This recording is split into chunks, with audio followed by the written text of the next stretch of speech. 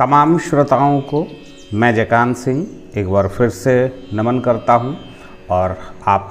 आज आए हैं स्वामी विवेकानंद जी के जीवनी को जानते हुए एपिसोड 3 में। तो आज हम लोग देखेंगे सीखेंगे कि विवेकानंद जी के समकालीन जो रहे उनके द्वारा जो धर्म सुधार या समाज सुधार के कार्यों को किया जाना था उसमें किस तरह से कमोबेश सब में समानताएं थी। विवेकानंद के समकालीन एवं निकट पूर्ववर्ती चिंतकों व सुधारकों के चिंतन एवं कार्यों पर जब हम विचार करते हैं तो पाते हैं कि कमोबेश सभी का जो मुख्य उद्देश्य था वो 4 बिंदुओं में अलग अलग विभाजित किया जा सकता है, जिसमें सबसे पहला बिंदु है विज्ञान, वैज्ञानिक सोच एवं आधुनिक शिक्षा तथा आधुनिक जीवन पद्धति एवं मूल्यों में उपयोगी तत्वों का ग्रहण करने के लिए लोगों को प्रेरित करना। नंबर 2 में था धर्म, समाज व संस्कृति में स्वार्थी तत्वों द्वारा अपने संवर्गीय हितों के संवर्धन एवं संरक्षण के उद्देश्य से जोड़े गए अवांछित तत्वों की पहचान करना व उनके निराकरण के लिए प्रयत्न करना। नंबर 3 में है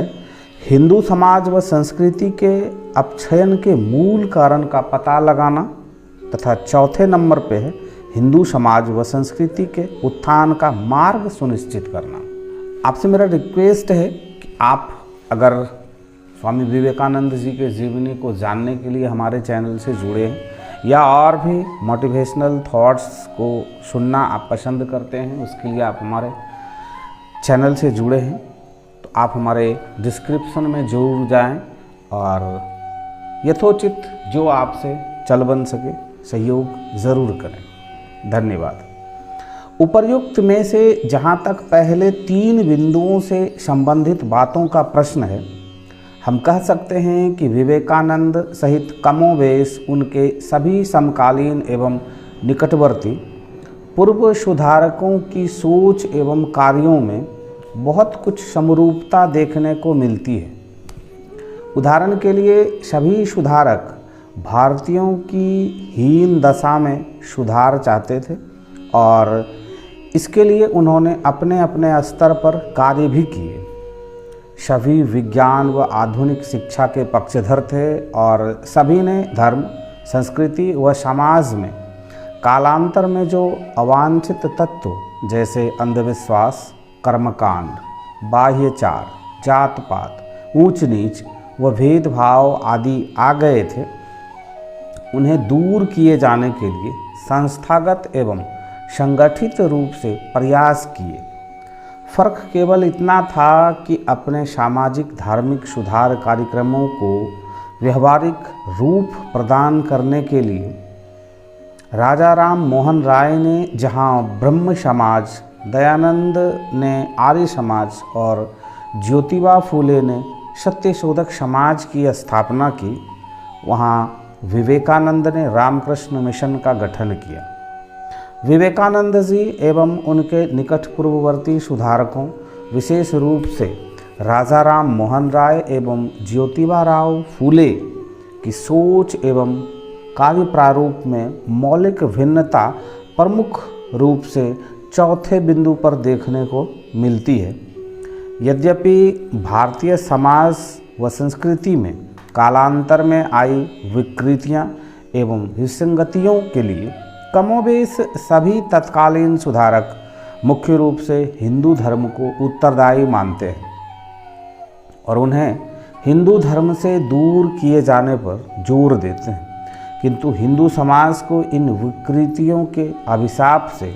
सही अर्थों में एवं अस्थायी रूप से मुक्ति दिलाने और उसे एक सशक्त, लचीला व उन्नतशील समाज बनाने के लिए जहां राजा राम मोहन राय एवं ज्योतिबा फूले ने हिंदू धर्म के परित्याग और उनके द्वारा प्रतिपादित क्रमशः ब्रह्म धर्म एवं सार्वजनिक सत्य धर्म को अपनाने पर जोर दिया, वहीं दयानंद एवं विवेकानंद ने हिंदू धर्म में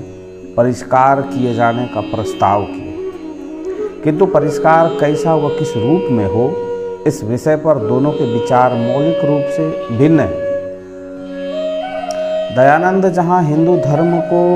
उसके मुक्त व पारगम्य वैदिक स्वरूप और उसके सामाजिक अधिदेश को वर्णाश्रम धर्म के रूप में पुनः जीवित करने पर जोर देते हैं, वहाँ विवेकानंद से उसका मूल उपनिषदीय स्वरूप प्रदान करने और वेदांत के आत्मा की अखंडता एवं अभिन्नता के सिद्धांत पर सभी जातियों व वर्णों को केवल एक ब्राह्मण वर्ण में पुनर्गठित करने पर बल देते हैं। वहाँ विवेकानंद उसे उसका मूल उपनिषदीय स्वरूप प्रदान करने और वेदांत के आत्मा की अखंडता एवं अभिन्नता के सिद्धांत पर सभी जातियों व वर्णों को केवल एक ब्राह्मण वर्ण में पुनर्गठित करने पर बल देते हैं। अपनी इस स्थापना के पक्ष में, जैसा कि हम आगे देखेंगे, विवेकानंद एक तर्क तो यह देते हैं कि प्राचीन काल में भारत की प्रगति का आधार धर्म था और दुनिया की कमोबेश सभी प्रमुख प्राचीन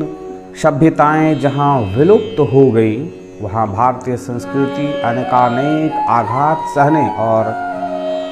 अपक्षयित होने के बावजूद भी अगर अपने अस्तित्व की रक्षा कर सकी तो उसका कारण धर्म ही था। और दूसरा यह कि हर समाज व संस्कृति का अपना एक प्राण तत्व होता है जो उसे बनाए रखता है और उसे प्रगति की ओर ले जाता है। अमेरिकी समाज का प्राण तत्व यदि राजनीति और ब्रिटिश समाज का व्यापार व वाणिज्य है तो भारतीय समाज का प्राण तत्व धर्म है। अतः भारतीय समाज के जीवन की रक्षा और उसकी प्रगति हिंदू धर्म के माध्यम से ही संभव हो सकती है। इसलिए ज़रूरत हिंदू धर्म का परित्याग कर दूसरे धर्म को अपनाने की नहीं है, अपितु उसके परिष्करण अर्थात कालांतर में उसमें आए विकारों को दूर कर उसे स्वतंत्रता, समानता और मानव एकत्व पर आधारित उसके मूल उपनिषदीय स्वरूप में पुनर्गठित करने की है। इसके अलावा उन बिंदुओं जिन पर विवेकानंद ने अन्य सुधारकों से आगे बढ़कर काम किया, में राष्ट्र के प्रति लोगों में जागरूकता लाना,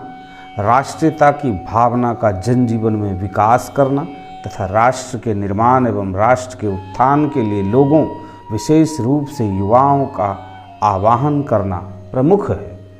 इस तीसरे एपिसोड को आज यहीं पे विराम देते हैं और आप सभी श्रोताओं से कृतज्ञ निवेदन है कि आप इससे पहले के एपिसोड को देखने के लिए प्लेलिस्ट में जाएं। वहाँ से आपको sequence wise, serial wise playlist में आपको ये वीडियोस मिलेंगे। वहाँ से जाके आप उनके जीवन से जुड़ी सारी बातों को एक सीक्वेंस में जान पाएंगे, समझ पाएंगे। और आपको ये स्वामी विवेकानंद जी का जीवनी अगर अच्छा लगा हो तो आप लाइक ज़रूर करेंगे। और एक बार फिर से अनुरोध है कि हमारे डिस्क्रिप्शन में ज़रूर जाएं, हमारे विचारों को जानें, समझें और यथा उचित जो आपको लगे सहयोग ज़रूर करें।